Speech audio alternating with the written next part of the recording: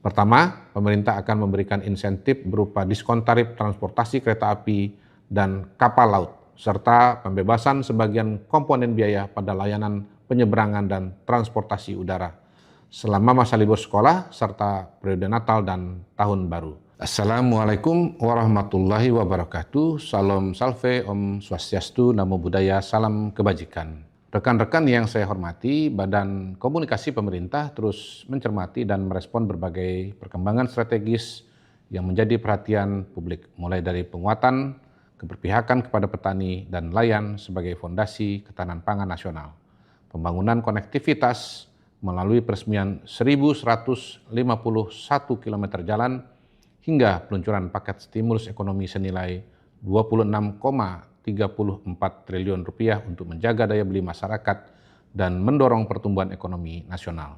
Selanjutnya, izinkan kami menyampaikan beberapa perkembangan dan kebijakan strategis pemerintah yang menjadi perhatian publik pada pekan ini. Rekan-rekan yang saya hormati, pada 24 Juni 2026 lalu, Presiden Prabowo menghadiri acara Puncak Pekan Nasional atau PENAS Petani Nelayan ke-17 di Kabupaten Gorontalo.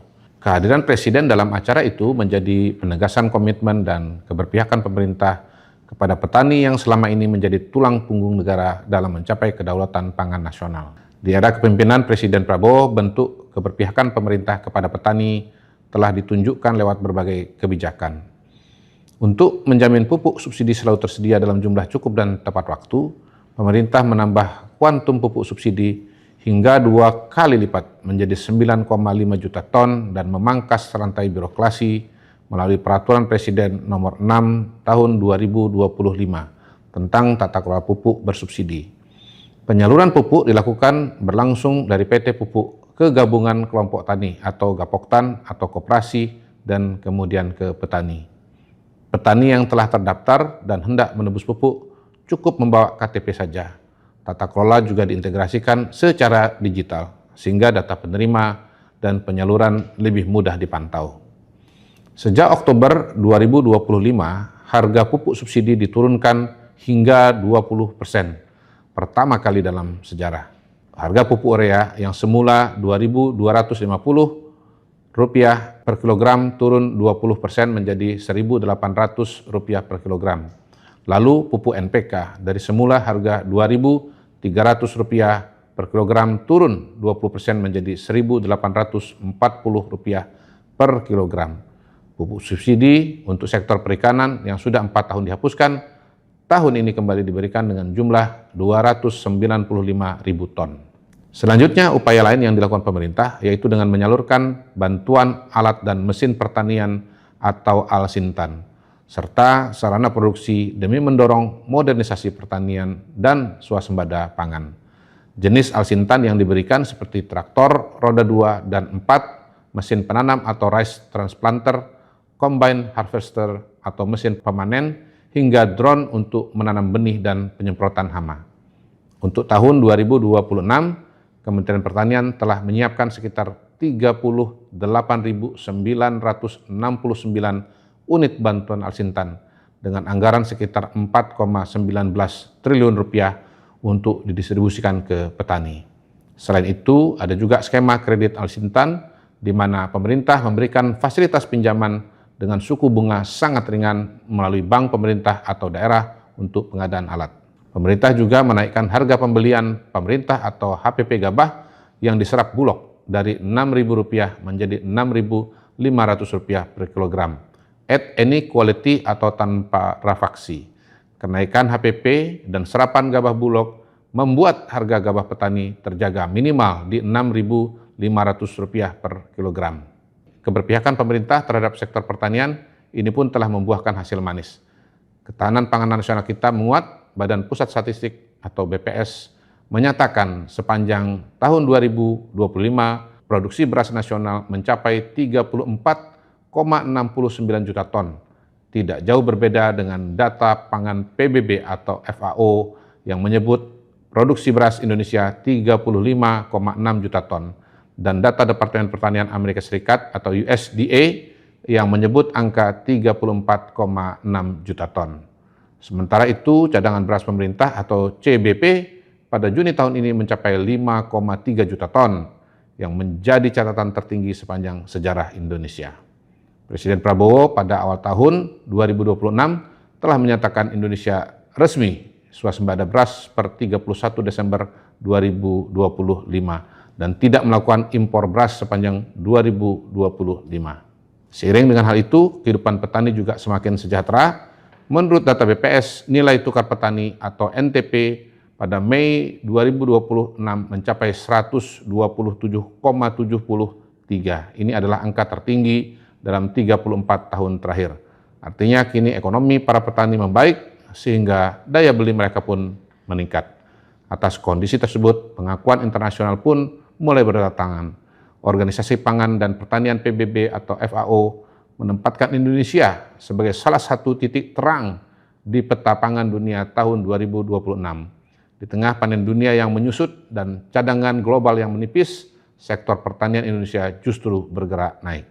Indonesia kini duduk di posisi keempat sebagai produsen beras terbesar di dunia, berada di bawah India, Tiongkok, dan Bangladesh. Ini merupakan prestasi bangsa sekaligus pengingat betapa besarnya jasa para petani bagi kehidupan kita. Rekan yang saya hormati, pemerintah terus mempercepat pembangunan infrastruktur yang langsung dirasakan manfaatnya oleh masyarakat.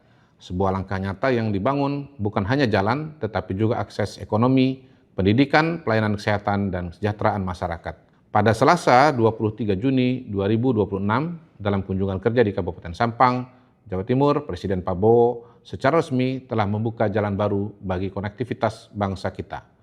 Pemerintah telah menyelesaikan pembangunan dan peningkatan jalan daerah melalui program instruksi jalan daerah atau IJD tahun anggaran 2025 dengan total panjang mencapai 1.151 km yang tersebar di berbagai wilayah Indonesia. Langkah besar ini bukan hanya tanpa arah, ini adalah komitmen penuh dari arahan Presiden untuk mempercepat pembenahan jalan-jalan di daerah.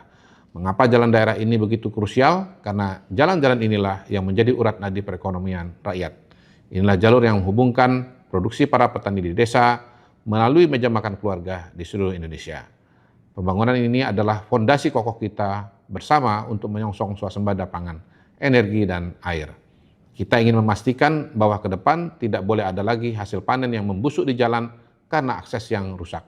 Tidak boleh ada lagi pasokan energi dan air bersih yang terhambat karena jalur yang terputus. Dengan jalan yang mulus dan terhubung, aliran pasokan pangan dari pusat-pusat produksi ke masyarakat akan berjalan lebih cepat dan efisien.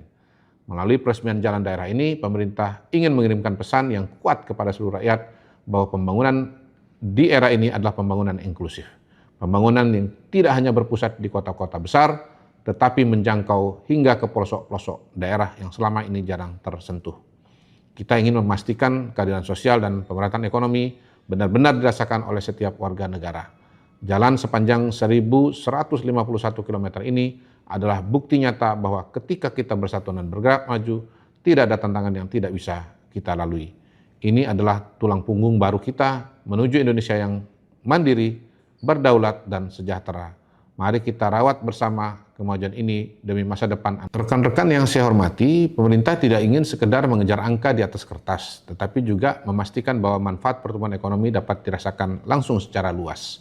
Oleh karena itu, memasuki paruh kedua tahun 2026, pemerintah meluncurkan paket stimulus ekonomi semester 2 guna mendorong konsumsi masyarakat sekaligus memperkuat pertumbuhan ekonomi. Paket stimulus tersebut terdiri atas kebijakan utama dalam 3 pilar besar dengan total anggaran sebesar 26,34 triliun rupiah. Pertama, pemerintah akan memberikan insentif berupa diskon tarif transportasi kereta api dan kapal laut, serta pembebasan sebagian komponen biaya pada layanan penyeberangan dan transportasi udara selama masa libur sekolah serta periode Natal dan Tahun Baru. Insentif tersebut diharapkan dapat mendorong mobilitas masyarakat sekaligus menciptakan multiplier efek bagi perekonomian. Kedua, pemerintah akan menyalurkan bantuan pangan kepada 33,24 juta penerima manfaat selama periode Juli hingga September 2026. Langkah ini ditujukan untuk melindungi kelompok masyarakat rentan dari gejolak harga kebutuhan pokok. Ketiga, pemerintah akan membuka program magang nasional bagi 150.000 lulusan perguruan tinggi. Kemudian pemerintah juga akan membuka pelatihan vokasi bagi 220.000 lulusan SMA dan SMK, serta 50.000 pekerja yang terdampak PHK. Program ini bertujuan meningkatkan kompetensi sekaligus memperluas peluang bagi angkatan kerja untuk memperoleh kesempatan yang lebih baik. Seluruh stimulus tersebut merupakan arahan langsung Presiden Prabowo untuk menjaga daya beli masyarakat, mendorong konsumsi domestik, serta melindungi masyarakat dari dampak ketidakpastian global. Selain itu, pemerintah juga memberikan berbagai insentif bagi dunia usaha. Hal ini ditujukan agar kegiatan operasional tetap berjalan optimal di tengah gejolak global, menekan biaya produksi, serta mencegah kenaikan harga barang konsumsi yang lebih luas. Dukungan tersebut diberikan melalui fasilitas bea masuk 0% atas impor LPG bagi industri petrokimia dan impor bahan baku plastik. Terakhir, pemerintah juga memberikan dukungan kepada pelaku industri kreatif melalui tarif khusus pajak penghasilan atau PPh final sebesar 1,5% bagi para penulis. Pemerintah akan terus mengawal implementasi seluruh kebijakan tersebut agar berjalan sesuai rencana, tepat sasaran, dan memberikan manfaat nyata bagi seluruh lapisan masyarakat. Terima kasih. Wassalamualaikum warahmatullahi wabarakatuh. Salam salve, Om Swastiastu, Namo Buddhaya, salam kebajikan.